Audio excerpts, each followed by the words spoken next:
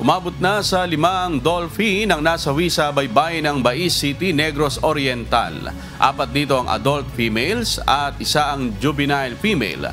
3 ang nasawi nitong linggo, 1 noong Lunes at 2 nitong Martes. Ayon sa City Veterinarian, lumabas sa resulta ng necropsy result ng mga namatay na dolphin na may sugat ang kanilang mga baga dahil sa underwater pressure dulot ng malakas na pagsabog.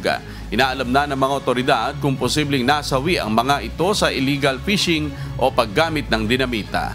Nitong weekend, nasa 30 dolphin na nakita ng mga residente na stranded sa mababaw na baybayin sa Bais City.